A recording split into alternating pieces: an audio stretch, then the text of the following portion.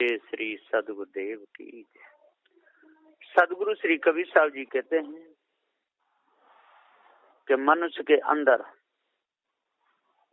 विवेक और विचार की जब जागृति हो जाती है उस समय वो मनुष्य बन गया, और जब तक विवेक विचार नहीं है तब तक वो मनुष्य नहीं है, वो पशु है। पशुओं में और मनुष्यों में बहुत अंतर है।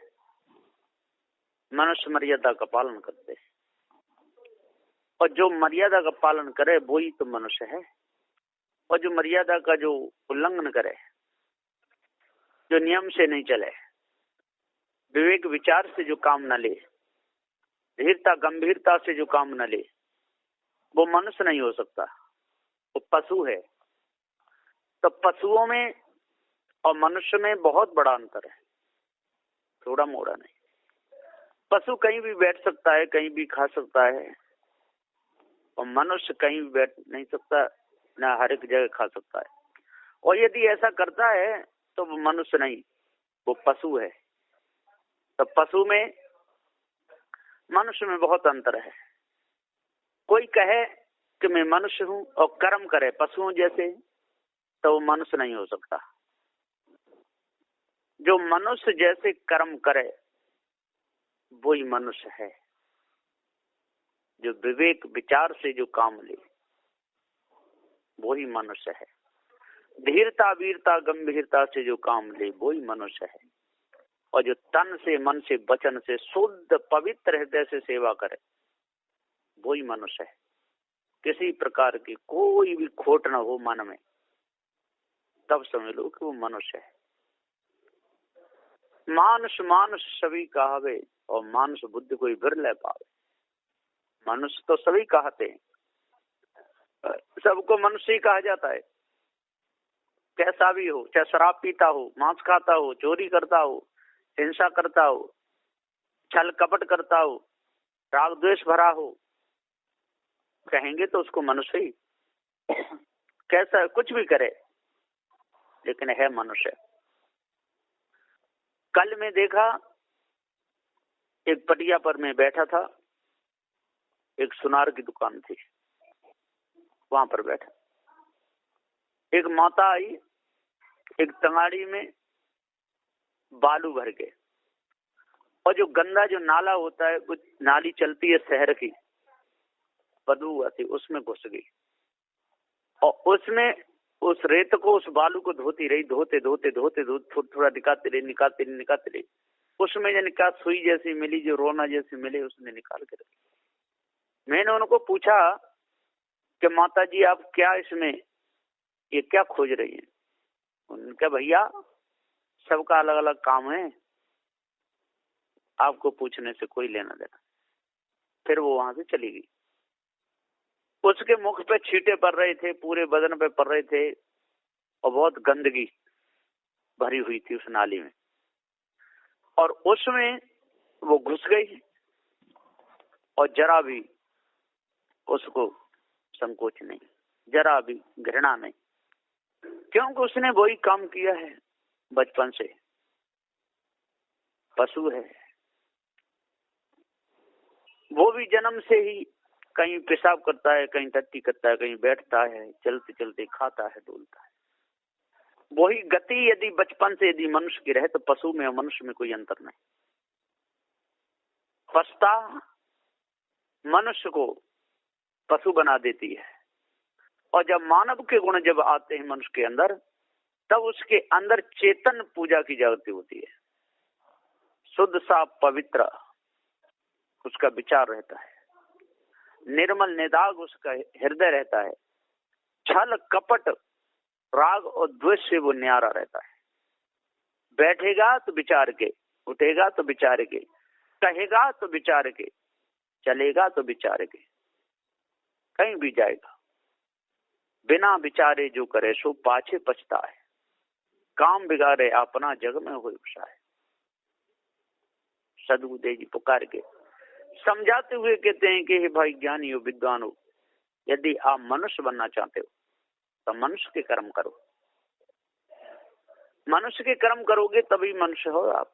और मनुष्य के कर्म मत करो, नंग धर्म डोलो, पशु वृत्ति, पशुओं जैसे कर्म, पशुओं जैसे आचरण, पशुओं जैसी आदत, कुछ भी कभी भी खाते पीते रहना, कभी भी मुंह झूठा करते रहना, कहीं भी बैठ जाना, होश हवास नहीं कि हमारे बैठने की जगह है कि नहीं, ये शब्द हमारे बोलने के हैं कि नहीं, इन शब्दों के द्वारा किसी की हानि होगी कि लाभ होगा, ये कुछ पता नहीं। बोलना है वो बोलना है, कहना है वो कहना है, जाना है वो जाना है। सत्संग हो रहा है, मनुष्य वृत्ति वाले जो मनुष्य होते हैं, शुद्ध हृदय वाले जो होते हैं, वो सत्संग की तरफ जाते हैं। और जो द्रोण दुराचारी जो लोग होते हैं, इनका हृदय दुष्ट है, कालमा से भरा हुआ है। वो वैश्याओं का तमाशा देखते हैं, वो नौटंकी देखते हैं, वो गंदे सीन देखते हैं। उनके विचार ही ऐसे हैं। अब वो भी क्या करें, वो नहीं मिटा पा रहे मनु जन्म में आकर के भी। अनादि काल से ये चेतन जीव हर खानी में शरीर धरता छोड़ता चला आया है, उस खानी के संस्कार भी रहते हैं और उधर ही उसका खिंचाव होता है। और जिस खानी में जाने का वो होता है, उधर ही उसका ज्यादा खिंचाव होता है, उधर ही खिंचेगा। यदि यहाँ पर उस आदत को त्यागना चाहे तो छोड़ सकता है, स्वतंत्र है, क्योंकि विवेक और विचार की योनि है जो मनुष्य जन्म। यहाँ पर यदि विवेक विचार नहीं किया तो भागता रहेगा। निर्गुण निराकार ईश ब्रह्म परमात्मा को बता बता करके भूला रहेगा। वैज्ञानिक लोग कहते तो बहुत कुछ है, लेकिन समझदारी उनमें भी पक्की नहीं। साधु श्री कबीर साहब जी ने आर पार का दर्शन कराया कि जो भी अपने आप को जो जान लेगा, अपने स्वरूप को जो जान लेगा, वही वैज्ञानिक पक्का है। और जो अपने आप को नहीं जान पाया, सबको जान लिया, तो वो कच्चा है। समुद्र में पुल बना देना कोई बड़ी बात नहीं, कारीगरी है, मनुष्य की क्षमता है, बना सकता है। बड़े से बड़े यंत्र बना देना, विश्व तोप बना देना, ये कारीगर है तो बना देगा, ये कोई बड़ी बात नहीं। अपने आप को जो जान ले और भ्रम को जो मिटावे, जिससे वासना से जो न्यारा हो जाए, हर कपट से जो अलग हो, उसकी विशेषता है, वो मनुष्य है। पृथ्वी का परीक्षण कर लेना कोई बड़ी बात नहीं, जल का कर लेना कोई बड़ी बात नहीं, अग्नि का कर लेना, वायु का कर लेना कोई बड़ी बात नहीं। लाखों मनुष्यों को बुला करके नोट करके खिला देना पिला देना कोई बड़ी बात नहीं। कथा रामायण भागवत कर लेना कोई बड़ी बात नहीं। अरबों खरबों के मंत्र बना देना कोई बड़ी बात नहीं। वहां पर लाखों को रोज भोजन पवा देना कोई बड़ी बात नहीं। उससे अंतःकरण पवित्र नहीं। उसके साथ अपने आप की पूर्ण जानकारी हो, जड़ चेतन का जिसको ज्ञान हो जाए, पवित्र भाव इसका हो जाए, चोरी हिंसा विचार से न्यारा हो जाए, ईर्ष्या क्रोध मान छल से न्यारा हो जाए, गाली निंदा झूठ से न्यारा हो जाए, समझ लो ये विशेषता है। वहां सब कुछ कर लिया। रोज भोजन कराता रहे, रोज कहीं झाड़ू लगाता रहे, सेवा करता रहे, लेकिन मन के विकारों को दूर नहीं करे तो उसकी सेवा दो पड़ेगी, कुछ भी नहीं। अपनी आदत को न छोड़े, चोरी का भाव इसके अंदर बना रहे, अंतःकरण को पवित्र न कर पावे, अंतःकरण कालमा से भरा रहे और सेवा करे तो उसकी सेवा बेकार। पता चल जाए तो विवेकी जन ऐसों से तो कभी सेवा नहीं करवाते, छली कपटियों से, दुर्गुण दुराचारियों से। विचार भरी जिसकी दृष्टि हो, कालमा से भरा जिसका हृदय हो, शुद्ध साफ जिसका भाव न हो, गंदे जिसके विचार हो, उसे पारखी संत बड़े पुरुष महापुरुष उनसे बचते हैं। हाँ, धोखे में कोई छिप कर के करता रहे, पता नहीं रहे, वो बात अलग है। मालूम पड़ते ही विवेकी जन, पारखी जन, इनको जड़ चेतन का ज्ञान है, वो तुरंत उसको दूर करते हैं। और यदि मालूम पड़ने पर भी यदि कोई निभाते रहते हैं तो समझ लो कि वो पूरे पारखी नहीं। सदगुरुदेव जी यहाँ पुकार के समझाते हुए कहते हैं कि मनुष्य के अंदर शुद्ध भाव होना चाहिए, पवित्र भाव होना चाहिए, शुद्ध हृदय होना चाहिए। यदि घर में रहना है तो अपने जो बुजुर्ग हैं, जो माता है, जो पिता है, उनकी तन से, मन से, वचन से सेवा करनी चाहिए। दुर्गुण दुराचार रहत अपना हृदय बना करके, छल कपट से रहत पवित्र भाव बना करके रहना चाहिए। यदि हम चेतन पूजा को छोड़ दें और जड़ पूजा के आगे झुकते रहें, ईश्वरम परमात्मा देवी देवताओं के पीछे पड़े रहें, तो समझ लो हमारा अंतःकरण शुद्ध नहीं हो सकता है। अंतःकरण शुद्ध करने के लिए चेतन पूजा ही काम में आएगी। बिना चेतन पूजा के हमारा अंतःकरण शुद्ध नहीं हो सकता। कोई कहे कि बिना अग्नि पर चढ़ाए हम भोजन पका सकते हैं, नहीं पका सकता। अग्नि कहीं न कहीं से प्रकट उसे करनी ही पड़ेगी। कोई कहे कि बिना तीली के, बिना माचिस से नहीं जला सकते, वो बात अलग है। वो तो पत्थर से पत्थर रगड़ेगा तब भी अग्नि हो जाएगी, तो उसमें अग्नि छिपी हुई है। अत की रगड़ करे जो कोई, अन्न प्रकट पत्थर से हुई, वो हो जाएगी, उसको कोई बड़ी। पर बिना अग्नि के यदि कोई कहे हम लकड़ी को जला देंगे, नहीं जला सकता किसी भी प्रकार से। हाँ, चूल्हा की अग्नि में नहीं जलाएगा, बिजली जैसे इसको लगा देगा, पर है वो अग्नि। बिना अग्नि के लकड़ी जल नहीं सकती किसी प्रकार से। कोई कहे बिना पानी के हम नहाएंगे, बिना पानी के नहीं नहा सकता है। चाहे तो कपड़ा भिजो के निचोड़ के शरीर पहुंचे, कैसे भी करे, नहाएगा तो पानी से ही नहाएगा, बिना पानी के कोई नहीं नहा सकता। कोई कहे कि नहीं, वृक्षों के पत्तों का रस निकाल कर नहा लेंगे, वो भी पानी है। कोई फलों का रस निकाल के हम उससे नहावे, वो भी पानी है। कोई कहे नहीं, हम पानी से, दूध से नहाते हैं, दूध में पानी है, बदला है ना। बिना पानी के कोई स्नान नहीं कर सकता। कोई बिना अग्नि के हम हाथ सेकेंगे, उसकी मूर्खता है। बिना अग्नि के गर्मी आ ही नहीं सकती। गर्मी आएगी तो अग्नि से ही आएगी। जहां गर्मी है वहां अग्नि जरूर है। इसी प्रकार से ये भूल है लोगों की। तो बिना वायु के हम कपड़े सुखा देंगे, ऐसा होता ही नहीं। बिना वायु कपड़े नहीं सूख सकते।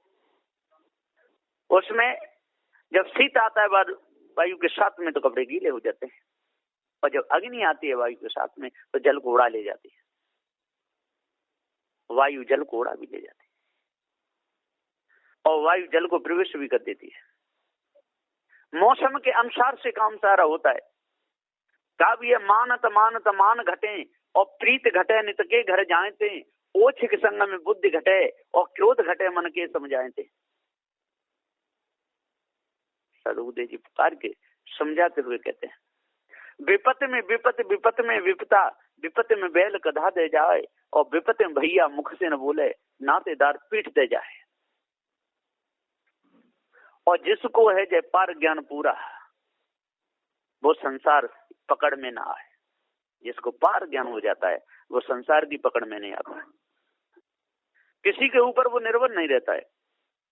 सदगुरु ने कर बइया बल आपनी, छाड़ बिरानी आस, जाके आंगन नदिया बहे तो कैसे मरे प्यास। जिसके आंगन नदिया बह रही है, जिसको अपने आप का ज्ञान हो गया, जिसे जड़ चेतन का ज्ञान हो गया, वो पत्थरों के सामने सिर क्यों झुकाएगा? क्या मतलब? जो चेतन पूजा श्रेष्ठ है, इससे बढ़कर के और कोई पूजा ही नहीं। लेकिन लोग बचने के लिए आलसी लोग पत्थरों की पूजा करते हैं। चेतन पूजा करेंगे तो सेवा करनी पड़ेगी, भोजन बनाना पड़ेगा। 50 मूर्ति हो पत्थर की तो भोजन बनाने की जरूरत नहीं, एक लड्डू से भोग लग जाएगा। और जिंदा यदि आ गए तो कम से कम 2 घंटा तो भोजन बनाने में लगेंगे। इसलिए चेतन पूजा से, असली पूजा से बचने के लिए लोग नकली पूजा करते हैं, बचना चाहते हैं। जिंदे माँ बाप भूखे और नंगे मरे, देख खोटे वचन तूने उनसे कहे, नकली देवी को मंदिर चला पूजने, झूठा घंटा हिलाने से क्या फायदा। झूठा घंटा हिलाता रहा, धोखे में स्वयं रहा, दूसरों को स्वयं धोखे में रखा। जब स्वयं प्यास लगी तब जिंदे से पानी मंगाता है, तब नहीं मंगाता। जिनकी पूजा करता है देवी देवता रख कर, उनसे पानी नहीं मंगाता, उनसे भोजन नहीं बनवाता है। कितना चालाक है मनुष्य दुनिया में, है ना। जब बगीचे लगाता है उसको असली चाहिए, है? प्लास्टिक के बगीचा काम देंगे, प्लास्टिक के फल लाके चढ़ा दो, खाए लो भैया, नहीं खा पाएगा। इसी प्रकार पत्थर की रोटी बना दो और बालू की दाल बना दो और मनुष्य के आगे परसो कि राम का नाम लेकर के माला फिराता जाओ, खाता जाओ, भोजन दे के खाएगा। पत्थर की रोटी काम में नहीं आएगी, बालू की दाल काम में नहीं आएगी, उसको आटे की ही रोटी बनानी पड़ेगी, मूंग त्वत यही दाल बनानी पड़ेगी, तब भी काम चलेगा, नहीं तो चलने वाला नहीं। किसान खेती करे और वहां पत्थर के बैल बनाए दे और हल बना पत्थर का किसान और कहे कि ये खेत जुतेगा, साहेब बंदगी साहेब, और वो कहे कि ये खेत जुत जाएगा, तो ऐसा कभी नहीं होगा। जब विश्व के पंडित आकर के, विद्वान आकर के उसमें प्राण प्रतिष्ठा करें, लेकिन उसमें प्राण नहीं पड़ सकते किसी प्रकार से। तो सदगुरुदेव जी यहाँ पुकार के समझाते हुए कहते हैं कि कर बइया बल आपनी और छाड़ बिरानी आस, जाके आंगन दिया वह सो कैसे मरे प्यास। संतोष से काम लेना चाहिए मनुष्य को, जिसके अंदर संतोष ना हो समझ लो कि कोई काम का नहीं, है ना। संतोषम परम सुखम, संतोषी मनुष्य बहुत सुखी रहता है। इसलिए संतोष के बिना काम नहीं चलता किसी का भी। तो सदगुरुदेव जी यहाँ पुकार के समझाते हुए कहते हैं कि दानवता को दूर करो और मानवता अपनाओ, हृदय निर्मल है जावे, कपट भाव तज जाओ। कपट भाव को बिल्कुल, दानवता को बिल्कुल दूर करना चाहिए, छल कपट को बिल्कुल दूर करना चाहिए, सच्ची पूजा करनी चाहिए, नकली नहीं। यदि कोई पत्थर के हलवाई बना करके लगा दे कि ये सारे समाज के लिए भोजन बना देंगे, तो वो कभी नहीं बनाएंगे। वहां पर जिंदे की जरूरत पड़ेगी, जो खावे पीवे डोले चले कहे सुने, है ना। घर में यदि पत्थर के बाल बच्चे कोई बना ले, माताओं को बनाए दे, ये सारा काम करती रहेंगी तो काम नहीं चलेगा। वहां तो भोजन पाने वाली, पानी पीने वाली माता काम देगी। तो सदगुरुदेव जी पुकार के समझाते हुए कहते हैं कि आज सुंदर समय मिला है। नकली पूजा में मनुष्य को मौज आती है। काशी मथुरा हरिद्वार नंदगाम बरसाने गोकुल महावन लोग बहुत डोलते रहते हैं, पत्थरों के सामने सिर पटकते रहते हैं, और जो जिंदे जो माता पिता हैं उन पर आंख दिखाते हैं। शराब पी करके नालियों में गिर जाते हैं, कुत्ते पेशाब कर जाते हैं, वो भी चढ़ जाते हैं, बड़ी मौज आ रही है। सदगुरुदेव जी पुकार के समझाते हुए कहते हैं कि जितनी कारीगरी है इस सारे संसार में, ये मनुष्य की है। चाहे वो पत्थर की मूर्ति बनाई हो, चाहे सोने चांदी की अष्ट धातु की बनाई, प्लास्टिक की बनाई हो, किसी की भी। बच्चियां गुड़िया गुड्डा के खेल खेलती हैं, कपड़ाओं से गुड़िया गुड्डा बना लेती हैं, और जब बड़ी हो जाती हैं, जब शादी हो जाती है, तो फिर उस गुड़िया गुड्डों से नहीं खेलती। ये सारे कब तक खेलती हैं? जब तक असली गुड्डा नहीं मिलता तब तक नकली से, नकली की व्यापारी करती है। इसी प्रकार से जो पत्थर पूजा मनुष्य कब तक करता है? जब तक इसे पारक ज्ञान नहीं होता।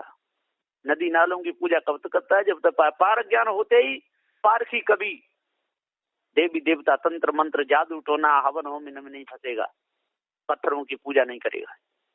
क्यों करेगा?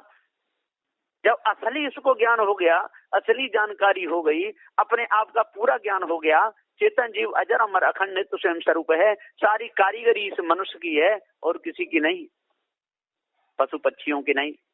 पशु पक्षियों भी बहुत से कारीगर होते, चिड़िया कारीगर होती, घोंसला बहुत अच्छा बना लेती हैं, वो भी कारीगरी मनुष्य जन्म की हिस्सी की हुई है।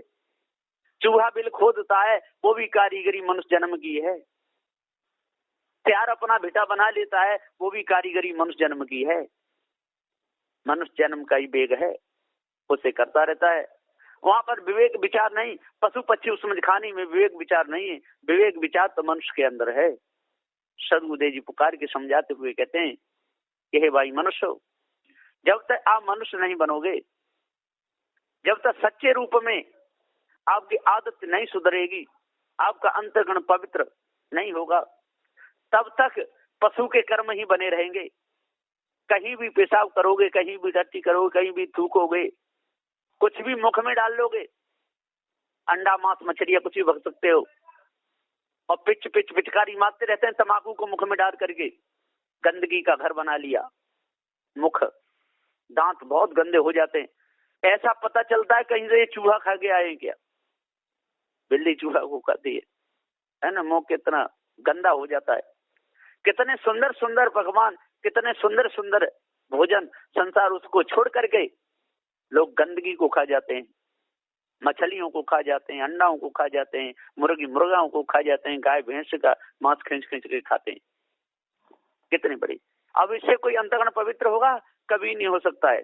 गंदे विचारों से अंतःकरण गंदा रहता है और अच्छे विचारों से अंतःकरण अच्छा रहता है।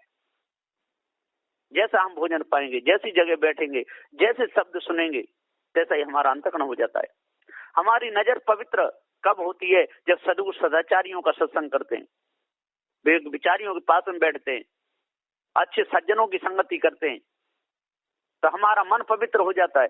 और मन जब पवित्र हो गया, हृदय जब शुद्ध हो गया, तो जहां भी हमारी नजर पड़ेगी तो अच्छी पड़ेगी, कभी भी गलत नहीं करेगी। किसी की बहन बेटी को देख कर, किसी की धन संपत्ति को देख करके, किसी के पद को देख करके, किसी के वैभव को देख करके हमारे अंदर में कभी जलन नहीं होगी। कब? जब पार की सच्चे सदगुरु मिलेंगे और हम उनके सच्चे दिल से सेवा करके पुरुषार्थ जब करेंगे, तब उनका ज्ञान काम देगा। दया तो गुरु की सदा ही रही है, कृपा दृष्टि करके लखाते सही। दया तो हमें सब पे बराबर रहती है। जो पुरुषार्थ करता है, जो सच्चे दिल का होता है, वो उस दया से काम लेता है, उनके उपदेश पर चलता है, तो साफ उसका पवित्र हृदय हो जाता है। और जो सुनता रहे, एक कान से सुनता रहे, एक कान से त्यागता रहे, तो कभी नहीं। एक लड़का था और एक माँ थी, तो अपने बेटा, उसका नाम था जुम्मा, तो माँ कहती थी कि पानी भल्ला रे जुम्मा, तो वो लड़का कहता था कि पैर रपट जाए वो अम्मा, तो वही भल्लाती थी माँ पानी। फिर कहती लकड़ी बीला रे जुम्मा, के कांटों लग जाए वो अम्मा, तो वो लकड़ी भी बीलाती। कि आग जला दे रे जुम्मा, हाथ में जल जाए वो अम्मा, तो वो भी जला लेती थी। कि आटा लगा ले रे जुम्मा, के गीलो है जाए वो अम्मा, वो कुछ नहीं करता था और बैठा बैठा खाता था। और जब माँ भोजन बना लेती थी और फिर 50 रोटी खाता था बैठ के, और फिर कहा अरे माँ, मैं तेरा एहसान कभी नहीं भूल सकता, तेरी आज्ञा का पालन मैं क्यों नहीं करूंगा। बेटा भोजन पा ले तो तुरंत बैठ जाता था, अरे माँ मेरी जैसी माँ किसी की नहीं ना, तेरी आज्ञा का पालन जरूर करूंगा, भोजन पाने के लिए बैठ जाए। और काम की कहो तो बहाने बना दे। तो सदगुरुदेव जी पुकार के समझाते हुए कहते कि ऐसे जुम्मा निरे ही सारे संसार में, जो ऐसे आदत बन जाती है, वो पशुओं के विचार हैं, वो पशु है, वो मनुष्य नहीं हो सकता। तो सदगुरुदेव जी पुकार के समझाते हुए कहते हैं कि मानवता को धारण करो और दानवता को त्यागो, सज्जनता को अपनाओ, पवित्र अपना हृदय रखो, अष्टमासों को धारण करो, पार की सदगुरुदेव की शरण में लग करके अपने विचारों को अच्छा करो, तब पूर्ण शांति मिलेगी। बस इन विचारों के साथ में मैं अपनी वाणी को विराम देता हूँ। बोलिए श्री सदगुरुदेव की जय।